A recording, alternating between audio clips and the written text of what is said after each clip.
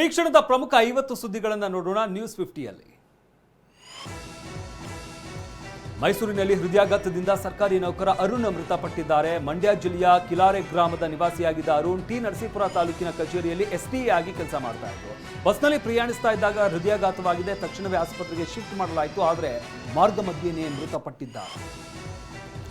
ಗದಗ ಜಿಲ್ಲೆಯಲ್ಲಿ ಹೃದಯಾಘಾತಕ್ಕೆ ಮತ್ತೊಬ್ಬರು ಬಲಿಯಾಗಿದ್ದಾರೆ. ಲಕ್ಷ್ಮೇಶ್ವರ ನಿವಾಸಿ 42 ವರ್ಷದ ಶೋಭಾ ವಡಕಣ್ಣನವರು ಮೃತಪಟ್ಟಿದ್ದಾರೆ. ಎದೆನೋವು ಕಾಣಿಸಿಕೊಂಡ ತಕ್ಷಣ ಸ್ಥಳೀಯ ಆಸ್ಪತ್ರೆಗೆ ದಾಖಲಿಸಲಾಯಿತು. ಹೆಚ್ಚಿನ ಚಿಕಿತ್ಸೆಗಾಗಿ ಹುಬ್ಬಳ್ಳಿಯ ಖಾಸಗಿ ಆಸ್ಪತ್ರೆಗೆ ದಾಖಲಿಸಿದ್ರು. ಚಿಕಿತ್ಸೆ ಫಲಕಾರಿಯಾಗದೆ ಶೋಭಾ ಉಸಿರು ಚೆಲ್ಲಿದ್ದಾರೆ. ಮೈಸೂರು ಜಿಲ್ಲೆಯಲ್ಲಿ ಹೃದಯಾಘಾತದಿಂದ ಮತ್ತೊಬ್ಬ ವ್ಯಕ್ತಿ ಉಸಿರು ಚೆಲ್ಲಿದ್ದಾರೆ. ಚಾಮರಾಜನಗರ ಜಿಲ್ಲೆಯ ಯಳಂದೂರು ನಿವಾಸಿ ಸಂಪತ್ ಕುಮಾರ್ ಗುಂಜಾ ನರಸಿಂಹಸ್ವಾಮಿ ದೇವಸ್ಥಾನದ ಪ್ರಧಾನ ಅರ್ಚಕರಾಗಿದ್ದರು. ರಾತ್ರಿ ಹೃದಯಾಘಾತದಿಂದ ಮೃತಪಟ್ಟಿದ್ದಾರೆ. ಬೆಂಗಳೂರು ಹೊರವಲಯದಲ್ಲಿ ಹಸುಗಳ್ಳರ ಹಾವಳಿ ಹೆಚ್ಚಾಗಿದೆ. ಮಾದನಾಯಕನಹಳ್ಳಿ ಪೊಲೀಸ್ ಠಾಣೆ ವ್ಯಾಪ್ತಿಯಲ್ಲಿ ನಿರಂತರವಾಗಿ ಗೋವುಗಳ ಕಳ್ಳತನವಾಗ್ತಾ ಇದೆ. ಹರೀಶ್ ಎನ್ನುವವರ ಮನೆಯಲ್ಲಿದ್ದ 3 ಹಸುಗಳನ್ನ ಟಾಟಾ ಏಸ್ ವಾಹನದಲ್ಲಿ ಕದ್ದೊಯ್ದಿದ್ದಾರೆ. ಕಳ್ಳತನದ ದೃಶ್ಯ ಸಿಸಿಟಿವಿಯಲ್ಲಿ ಸೆರೆಯಾಗಿದೆ.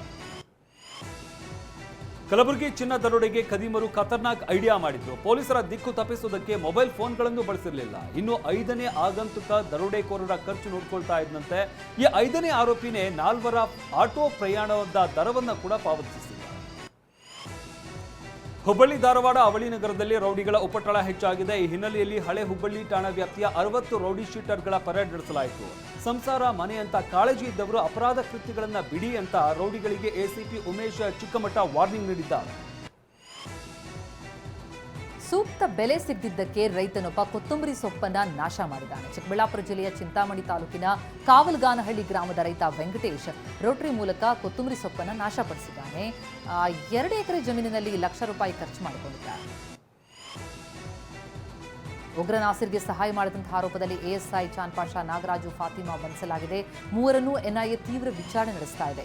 ವಿಚಾರಣೆಯಲ್ಲಿ ಮಗ ಜುನೈದ್ ಜೊತೆ ಫಾತಿಮಾ ಲಿಂಕ್ ಪತ್ತೆಯಾಗಿದ್ದು, ಶಂಕಿತ ಜುನೈದ್ ಗಲ್ಫ್ ದೇಶದಲ್ಲಿ ತಲೆಮರೆಸಿಕೊಂಡಿದ್ದಾನೆ ಎನ್ನಲಾಗಿದೆ. ಜುನೈದ್ ಜೊತೆ ಫಾತಿಮಾ ರಾತ್ರಿ 2 ಗಂಟೆಯಲ್ಲಿ ಮಾತುಕತೆ ನಡೆಸಿದ್ದಾರೆ. ಈ ಬಗ್ಗೆ ಎನ್ಐಎ ವಿಚಾರಣೆಯಲ್ಲಿ ಸತ್ಯ ಬಯಲಾಗಿದೆ. ಸುಮಾರು 40 ನಿಮಿಷಗಳ ಕಾಲ ಜುನೈದ್ ಜೊತೆ ಫಾತಿಮಾ ಮಾತುಕತೆ ನಡೆಸಿದ್ದು, ಈ ವಿಷಯವನ್ನ ನಾಸಿರ್ಗೆ ಚಾನ್ಪಾಷಾ, ನಾಗರಾಜು ಮೂಲಕ ಫಾತಿಮಾ ವಿಚಾರವನ್ನ ಮುಟ್ಟಿಸಿದ್ಲು. ಶಿವಮೊಗ್ಗದಲ್ಲಿ ಸಿಗಂದೂರು ಸೇತುವೆ ವಿಚಾರದಲ್ಲಿ ಕ್ರೆಡಿಟ್ ವಾರ್ ಜೋರಾಗಿದೆ. ನಾಳೆ ಸೇತುವೆ ಉದ್ಘಾಟನೆಯಾಗುತ್ತೆ. ಆದರೆ ಈಗಲೇ ಆಹ್ವಾನ ಜಟಾಪಟಿ ಶುರುವಾಗಿದೆ. ಸಿಎಂ ಸಿದ್ದರಾಮಯ್ಯ ಜಿಲ್ಲಾ ಉಸ್ತುವಾರಿ ಮತ್ತು ಶಾಸಕರಿಗೆ ಆಹ್ವಾನ ಕೊಟ್ಟಿಲ್ಲ ಅಂತ ಸಚಿವರು, ಶಾಸಕರು ಆಕ್ರೋಶ ವ್ಯಕ್ತಪಡಿಸಿದ್ದಾರೆ. ಆಹ್ವಾನ ನೀಡದೆ ಸಿದ್ದರಾಮಯ್ಯ ಅವರನ್ನ ಅಗೌರವವಾಗಿ ನಡೆಸಿಕೊಂಡಿದ್ದಾರೆ ಅಂತ ಜಿಲ್ಲಾ ಉಸ್ತುವಾರಿ ಸಚಿವ ಮಧು ಬಂಗಾರಪ್ಪ ಆಕ್ರೋಶ ವ್ಯಕ್ತಪಡಿಸಿದ್ದಾರೆ. ಶಿವಮೊಗ್ಗದಲ್ಲಿ ಮಾತನಾಡಿದವರು, ಕೇಂದ್ರ ಸರ್ಕಾರ ಅಗೌರವಯುತವಾಗಿ ನಡೆಸಿಕೊಂಡಿದೆ, ನನಗೂ ಆಹ್ವಾನ ಇನ್ನೂ ಬಂದಿಲ್ಲ ಅಂತ ಬೇಸರ ವ್ಯಕ್ತಪಡಿಸಿದರು. ಸಿಗಂದೂರು ಸೇತುವೆ ಉದ್ಘಾಟನೆ ದಿನಾಂಕ ತಿಳಿಸಿಲ್ಲ ಅಂತ ಶಾಸಕ ಬೇಳೂರು ಗೋಪಾಲಕೃಷ್ಣ ಕಿಡಿಕಾರಿದ್ದಾರೆ. ಸಾಗರದಲ್ಲಿ ಮಾತನಾಡಿದ ಅವರು, ನಾನೊಬ್ಬ ಶಾಸಕನಾಗಿ ನನಗೂ ಮಾಹಿತಿ ನೀಡಿಲ್ಲ, ನನಗೆ ಹೇಳದೇನೆ ಜಾಗ ನೋಡೋದಕ್ಕೆ ಬಂದಿದ್ದಾರೆ, ಅಣ್ಣ ತಮ್ಮ ಬಂದು ಶೋ ಕೊಟ್ಟು ಹೋಗಿದ್ದಾರೆ ಅಂತ ವಾಗ್ದಾಳಿ ನಡೆಸಿದ್ದಾರೆ. ಸಿಎಂ ಸಿದ್ದರಾಮಯ್ಯಗೆ ತಡವಾಗಿ ಆಹ್ವಾನ ನೀಡಿದ್ದಾರೆ ಅಂತ ಸಚಿವ ಸತೀಶ್ ಜಾರಕಿಹೊಳಿ ಹೇಳಿದ್ದಾರೆ. ಬೆಂಗಳೂರಲ್ಲಿ ಮಾತನಾಡಿದ ಅವರು, ಇಂಡಿ ಶಾಸಕ ಕಾರ್ಯಕ್ರಮ ಇದೆ, ಅದನ್ನ ತಿರಸ್ಕರಿಸೋದಕ್ಕಾಗೋದಿಲ್ಲ, ಸರ್ಕಾರದ ಪರ ಉದ್ಘಾಟನೆಗೆ ನಾನು ಹೋಗ್ತೇನೆ ಅಂತ ಹೇಳಿದ್ದಾರೆ.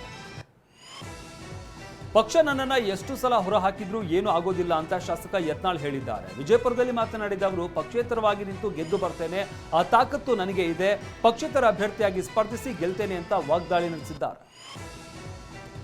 2028ರ ಚುನಾವಣೆಗೆ ಬಿಜೆಪಿ ಮತ್ತು ಜೆಡಿಎಸ್ ಮೈತ್ರಿ ಚುನಾವಣೆಗೆ ತಯಾರಿ ನಡೆಸಿದೆ. ಮೈತ್ರಿಯಲ್ಲಿ ಹಿಡಿತ ಸಾಧಿಸುವುದಕ್ಕೆ ಈಗಿನಿಂದಲೇ ಕೇಂದ್ರ ಸಚಿವ ಕುಮಾರಸ್ವಾಮಿ ಸಜ್ಜಾಗಿದ್ದಾರೆ. ಮುಂದಿನ ಚುನಾವಣೆಯಲ್ಲಿ 80ರಿಂದ 90 ವಿಧಾನಸಭಾ ಕ್ಷೇತ್ರಗಳ ಮೇಲೆ ಕುಮಾರಸ್ವಾಮಿ ಕಣ್ಣಿಟ್ಟಿದ್ದಾರೆ.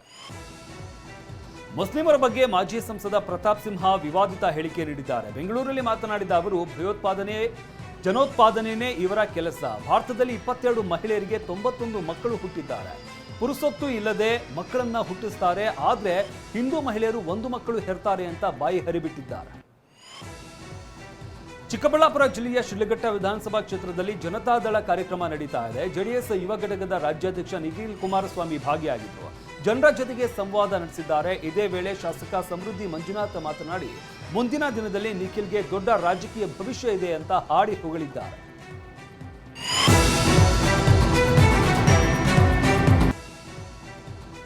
ದೆಹಲಿಯ ಫುಟ್ಪಾತ್ನಲ್ಲಿ ಮಲಗಿದ್ದವರ ಮೇಲೆ ಆಡಿ ಕಾರನ್ನು ಹತ್ತಿಸಿಕೊಂಡಿದ್ದಂತಹ ಆರೋಪಿ ಲಾಕ್ ಆಗಿದ್ದಾನೆ. ಪ್ರತ್ಯಕ್ಷದರ್ಶಿಗಳು ಘಟನೆಯ ಭಯಾನಕತೆಯನ್ನ ಬಿಚ್ಚಿಟ್ಟಿದ್ದಾರೆ. ಕಾರು ನಮ್ಮೇಲೆ ಹರಿತು, ನಾನು ನನ್ನ ಗಂಡ ಮತ್ತು ಮಕ್ಕಳು ಗಾಯಗೊಂಡಿದ್ದೀವಿ ಅಂತ ಗಾಯಾಳು ಒಬ್ಬರು ಹೇಳಿದ್ದಾರೆ. ಬಿಹಾರ ಚುನಾವಣೆ ಹೊತ್ತಲ್ಲೇ ರಾಜಕೀಯ ಹತ್ಯೆ ನಡೆದಿದೆ. ಪಾಟ್ನಾದಲ್ಲಿ ಬಿಜೆಪಿ ನಾಯಕನ ಗುಂಡಿಕ್ಕಿ ಕೊಲೆ ಮಾಡಲಾಗಿದೆ. ಬೈಕ್ನಲ್ಲಿ ಬಂದಿದ್ದ ದುಷ್ಕರ್ಮಿಗಳು ಬಿಜೆಪಿ ನಾಯಕ ಸುರೇಂದ್ರ ಕೇವಟ್ ಬರ್ಬರ ಹತ್ಯೆಗೈದು ಪರಾರಿಯಾಗಿದ್ದ. ಬಿಹಾರದಲ್ಲಿ ಹಲವು ಅಕ್ರಮ ವಲಸಿಗರು ಪತ್ತೆಯಾಗಿದ್ದಾರೆ. ಚುನಾವಣಾ ಆಯೋಗ ಪರಿಶೀಲನೆ ವೇಳೆ ನೇಪಾಳ, ಬಾಂಗ್ಲಾದೇಶ, ಮಯನ್ಮಾರ್ ಪ್ರಜೆಗಳು ಪತ್ತೆಯಾಗಿದ್ದಾರೆ. ಮತದಾರರ ಪಟ್ಟಿ ಪರಿಷ್ಕರಣೆ ವೇಳೆ ಅಕ್ರಮ ವಲಸಿಗರು ಸಿಕ್ಕಿದ್ದು ಅವರನ್ನ ಪೊಲೀಸರು ವಶಕ್ಕೆ ಪಡೆದಿದ್ದಾರೆ. ಡೀಸೆಲ್ ಸಾಗಿಸ್ತಾ ಇದ್ದ ಗೂಡ್ಸ್ ರೈಲು ಬೆಂಕಿ ಕೆನ್ನಾಲಿಗೆಯಲ್ಲಿ ಹೊತ್ತಿ ಉಳಿದಿದೆ. ತಮಿಳುನಾಡಿನ ತಿರುವಳ್ಳೂರು ಬಳಿ ಅಗ್ನಿ ಅವಘಡ ಸಂಭವಿಸಿದ್ದು ಹಳಿ ತಪ್ಪಿ ಗೂಡ್ಸ್ ರೈಲು ಪಲ್ಟಿಯಾಗಿದ್ದರಿಂದ ಬೆಂಕಿ ಹೊತ್ಕೊಂಡಿದೆ. ಬೆಂಕಿಯನ್ನು ನಂದಿಸುವುದಕ್ಕೆ ಅಗ್ನಿಶಾಮಕ ದಳ ಸಿಬ್ಬಂದಿ ಹರಸಾಹಸ ಪಟ್ಟಿದ್ದಾರೆ. ಜುಲೈ 21ರಂದು ಸಂಸತ್ನ ಮುಂಗಾರು ಅಧಿವೇಶನ ನಡೆಯಲಿದೆ. ಈ ಹಿನ್ನೆಲೆಯಲ್ಲಿ ಕಾಂಗ್ರೆಸ್ ಅಧಿನಾಯಕಿ ಸೋನಿಯಾ ಗಾಂಧಿ ಕಾಂಗ್ರೆಸ್ ಸಂಸದರ ಸಭೆ ಕರೆದಿದ್ದಾರೆ. ಜುಲೈ 15ರಂದು ಸೋನಿಯಾ ಗಾಂಧಿ ನೇತೃತ್ವದಲ್ಲಿ ಸಭೆ ನಡೆಯಲಿದ್ದು ಅಧಿವೇಶನದ ಸಮಯದಲ್ಲಿ ಕಾರ್ಯತಂತ್ರ ರೂಪಿಸುವ ಕುರಿತು ಚರ್ಚೆ ನಡೆಸಲಿದ್ದಾರೆ. ಪಶ್ಚಿಮ ಬಂಗಾಳದಲ್ಲಿ ಮಳೆಯ ಅಬ್ಬರ ಜೋರಾಗಿದೆ. ನಿನ್ನೆ ಸುರಿದಂತಹ ಧಾರಾಕಾರ ಮಳೆಗೆ ಪಶ್ಚಿಮ ಮೇದಿನಿಪುರ ನಗರ ಜಲಾವೃತವಾಗಿದೆ. ಗೋಲ್ಟಾ ಸೇರಿದಂತೆ ಪಶ್ಚಿಮ ಮಿಡ್ನಾಪುರದ ಹಲವಾರು ಜಿಲ್ಲೆಗಳು ಮಳೆಯಿಂದ ತತ್ತರಿಸಿವೆ. ಡಿಸಿಎಂ ಡಿಕೆ ಶಿವಕುಮಾರ್ ಮತ್ತೆ ದೆಹಲಿಗೆ ತೆರಳಿದ್ದಾರೆ. ಖಾಸಗಿ ಕಾರ್ಯಕ್ರಮದ ಹಿನ್ನೆಲೆಯಲ್ಲಿ ದೆಹಲಿಗೆ ಬಂದಿದ್ದೇನೆ. ಹೈಕಮಾಂಡ್ ಭೇಟಿಗೆ ಬಂದಿಲ್ಲ. ಖಾಸಗಿ ಕಾರ್ಯಕ್ರಮಕ್ಕೆ ರಾಜಕೀಯ ಬಣ್ಣ ಬೇಡ ಅಂತ ಡಿಸಿಎಂ ಡಿಕೆ ಟ್ವೀಟ್ ಮೂಲಕ ತಮ್ಮ ಅಸಮಾಧಾನ ಹೊರಹಾಕಿದ್ದಾರೆ. ಸಿಎಂ ಸಿದ್ದರಾಮಯ್ಯ ಅವರನ್ನ ಕಂಡ್ರೆ ಕೆಲವರಿಗೆ ಹೊಟ್ಟೆ ಕಿಚ್ಚು ಅಂತ ಸಚಿವ ಬೈರತಿ ಸುರೇಶ್ ಹೇಳಿದ್ದಾರೆ. ಬೆಂಗಳೂರಿನಲ್ಲಿ ಮಾತನಾಡಿದ ಅವರು, ಸಿದ್ದರಾಮಯ್ಯ ಅವರಷ್ಟು ಜನಪರ ಕಾರ್ಯಕ್ರಮವನ್ನ ಯಾರೂ ಮಾಡಿಲ್ಲ. ಬೆಂಬಲ ಇರೋವರೆಗೆ ಯಾರೂ ಏನು ಮಾಡೋದಕ್ಕೆ ಆಗಲ್ಲ ಅಂತ. ನಾಯಕತ್ವ ಬದಲಾವಣೆ ಚರ್ಚೆ ಜೋರು ನಡುವೆ ಹೈಕಮಾಂಡ್ ಸೈಲೆಂಟ್ ಆಗಿದೆ. ಹೈಕಮಾಂಡ್ ಮೌನದ ಬಗ್ಗೆ ಸಿಎಂ ಬೆಂಬಲಿಗ ಹಿರಿಯ ಸಚಿವರ ಬೇಸರ ವ್ಯಕ್ತಪಡಿಸಿದ್ದಾರೆ. ಸುರ್ಜೇವಾಲಾ ಬಂದು ಶಾಸಕರ ಅಭಿಪ್ರಾಯ ಸಂಗ್ರಹಿಸುವ ಅಗತ್ಯ ಏನಿತ್ತು ಅಂತ ಹೇಳ್ತಾ ಇದ್ದಾರೆ. 12 ವರ್ಷಗಳ ನಂತರ ದಂಪತಿ ಮತ್ತೆ ಒಂದಾಗಿದ್ದಾರೆ. ಚಿಕ್ಕಬಳ್ಳಾಪುರ ಜಿಲ್ಲೆಯ ಚಿಂತಾಮಣಿಯ ಸಿವಿಲ್ ಕೋರ್ಟ್ನಲ್ಲಿ ನಡೆದಿದ್ದ ರಾಷ್ಟ್ರೀಯ ಲೋಕ ಅದಾಲತ್ನಲ್ಲಿ ದಂಪತಿ ಒಗ್ಗೂಡಿದ್ದಾರೆ. ರಾಷ್ಟ್ರಪತಿ ದ್ರೌಪದಿ ಮುರ್ಮು ಅವರು ರಾಜ್ಯಸಭೆಗೆ 4 ನಾಮನಿರ್ದೇಶನ ಮಾಡಿದ್ದಾರೆ. ಕೇರಳದ ಸಮಾಜ ಸೇವಕ ಮತ್ತು ಶಿಕ್ಷಣ ತಜ್ಞ ಸಿ ಸದಾನಂದನ್ ಮಾಸ್ಟರ್, ಮಾಜಿ ವಿದೇಶಾಂಗ ಕಾರ್ಯದರ್ಶಿ ಹರ್ಷವರ್ಧನ್ ಶಿಂಗ್ರಾ, ಶಿಕ್ಷಣ ತಜ್ಞೆ ಮೀನಾಕ್ಷಿ ಜೈನ್ ಹಾಗೂ ಸರ್ಕಾರಿ ವಕೀಲ ಉಜ್ವಲ್ ದೇವರಾವ್ ಅವರನ್ನ ನಾಮನಿರ್ದೇಶನ ಮಾಡಲಾಗಿದೆ. ಬಹುಭಾಷಾ ನಟ ಕೋಟಾ ಶ್ರೀನಿವಾಸರಾವ್ ವಿಧಿವಶರಾಗಿದ್ದಾರೆ. ಮಧ್ಯಾಹ್ನ 3:30ಕ್ಕೆ ಹೈದರಾಬಾದ್ನ ಜುಬಿಲಿ ಹಿಲ್ಸ್ನಲ್ಲಿರುವ ಮಹಾಪ್ರಸ್ಥಾನದಲ್ಲಿ ಅಂತ್ಯಕ್ರಿಯೆ ನಡೆಯಿತು. ನಟ ಚಿರಂಜೀವಿ, ಡಿಸಿಎಂ ಪವನ್ ಕಲ್ಯಾಣ್, ಪ್ರಕಾಶ್ ರಾಜ್ ಸೇರಿದಂತೆ ಹಲವು ಗಣ್ಯರು ಕೋಟಾ ಶ್ರೀನಿವಾಸ ಪೂಜಾರಿಗೆ ರಾವ್ಗೆ ನಮನ ಸಲ್ಲಿಸಿದ್ದಾರೆ.